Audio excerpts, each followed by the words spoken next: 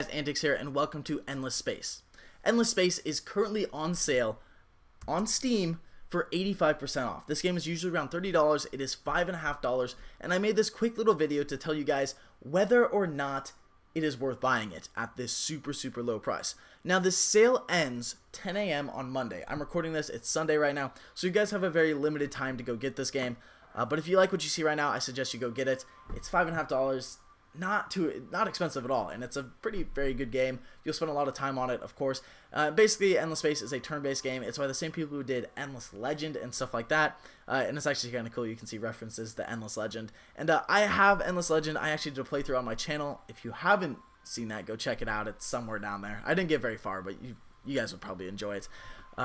And it's just, I enjoyed Endless Legend, and I'm enjoying Endless Space. Now, I'm a noob. I downloaded this last night at like 10, played till around like 2, 3 a.m. in the morning. This is my very first playthrough. It's turned to 101. I just want to make this quick video, of course, to tell you guys like what my first impressions were, if I'm having fun, and like what the game does well and what it doesn't do well.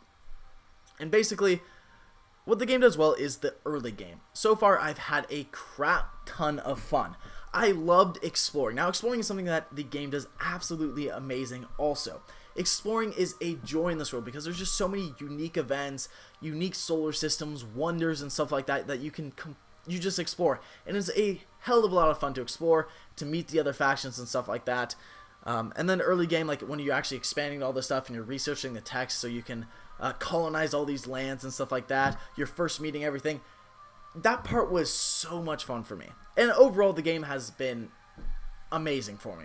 However, I do have a few gripes that might turn you guys off on like getting this game. So the first gripe that I have is the text screen, which you will see right now. There we go. Had to fix all my mouse and stuff like that. And basically, this is the tech tree. Blue means researched. Yellow means that you can research it, and green is what you're researching right now or what you're aiming for. Now, this is what you see when you first load into the game, which is absolutely insane. If you guys will see this, holy crap, how do you choose what to choose? There's no direction when you first get into the game, so you literally have no idea what to research first. Now, I've read that the best thing to do is get these first two in each of the categories, maybe go into the next, into like these ones right here, and get all of those just so you have a very nice base. I didn't do that, of course, because it was my first time. And one of the things that sucks is I could get past the fact that the tech tree gives you absolutely no progression or anything like that. Well, it gives you progression, but it gives you like 4 different areas of progression, stuff like that. However, these tech names, as you guys can see, basic GTA systems, Coordinate Fleets 2, Cloud Rippers AA, actually that's fairly self-explanatory, but a lot of these things, relativistic economics, which gives you xenolinguistics and extreme option exchange, doesn't really tell you what the tech does. And that's one of my other main things. It doesn't give you any progression, and it doesn't tell you what the techs actually do. I would have to look up what xenolinguistics are to figure that out. Now, I can guess from the name that relativistic economics probably gives you something to do with economics, but a lot of these just, they don't explain it very well.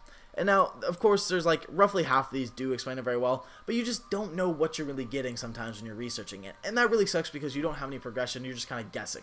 Now, obviously, I'm a noob, and someone who's played Endless Space, not Endless Legend, Endless Space a bunch is going to realize pretty quickly like what tech trees you're going to want to get, or what text you're going to want to get, where you're going to want to go.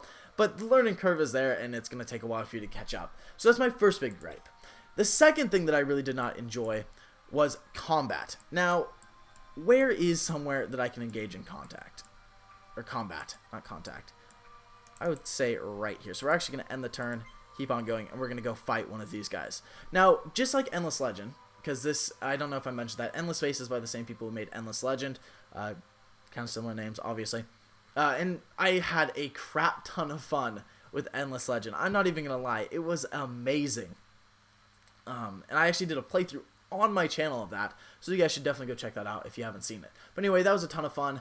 I enjoyed it, and like, I'm also enjoying this again, and there's also a bunch of whatchamacallit, like references and stuff like that to Endless Legend in this. So I'm going to go up here next turn, and I'm going to show you guys exactly what combat looks like. And I do not enjoy combat.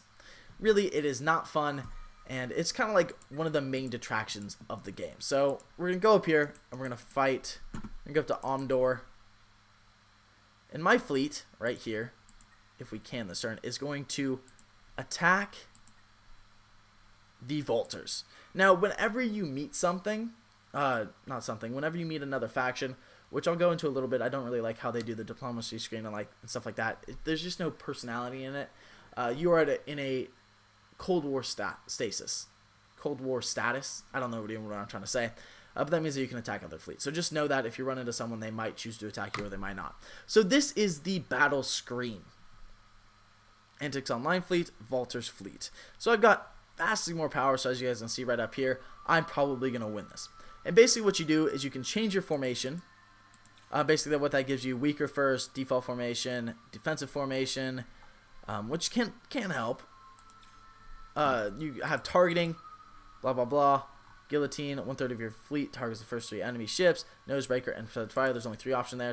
And then there's battle actions. Now, crap. For some reason, it is cropping that out right there. But basically, you select an action for each one of these. Long range, medium range, and melee. My grandparents are here. Yippee-ki-yay. Got to get this over with. And basically, you're going to go like this. You're going to choose just kind of randomly because you don't know what these guys are going to play.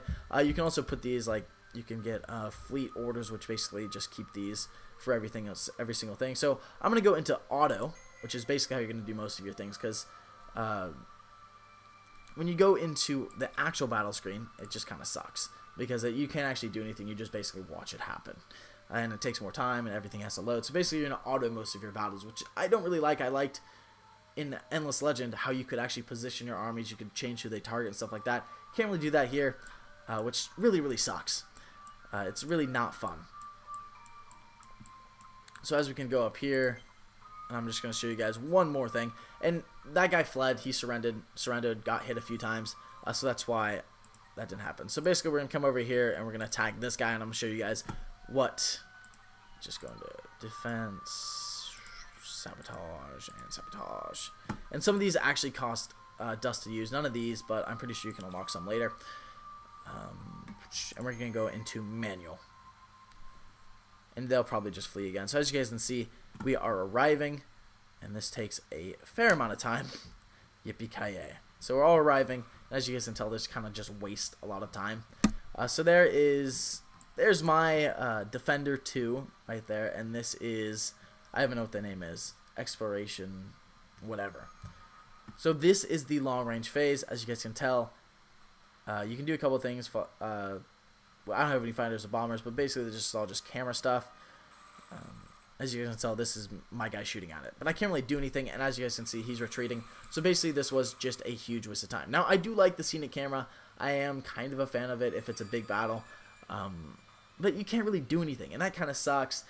So that's kind of one of my things. I feel like they definitely didn't put a lot of work into the combat, and they really did not. If there was just like some sort of progression for the tech tree. And there's the after action report and stuff like that.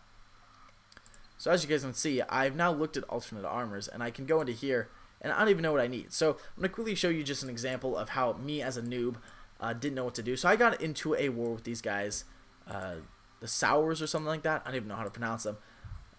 But as you guys can see, I'm actually invading. Now there's two different types of things. There is strength, which is, if you guys can see right down there next to Delta, and it's that fist, that's the upraised fist with 275 right next to it.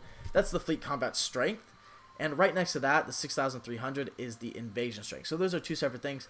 Didn't really know that.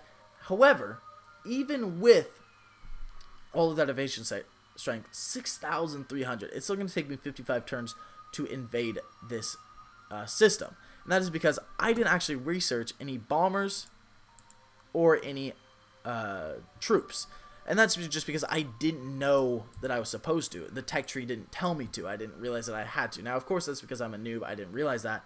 But it would be nice if they could include something that's be like, hey, like, if you want to do this, you got to do that. Now, there is a tutorial, and I kind of skimmed through that, so maybe that's why I missed some of this stuff. But let's be honest, like, who actually goes to the tutorial? However, and the tutorial is not going to cover all this stuff. It didn't even cover this stuff, which is kind of annoying. But whatever. It is overall, guys, a good game, and I am definitely having a lot of fun with it. And I'm going to dominate this entire area. Now, there's several win conditions. Not going to really go into that. You guys can look into that if you're actually going to get the game.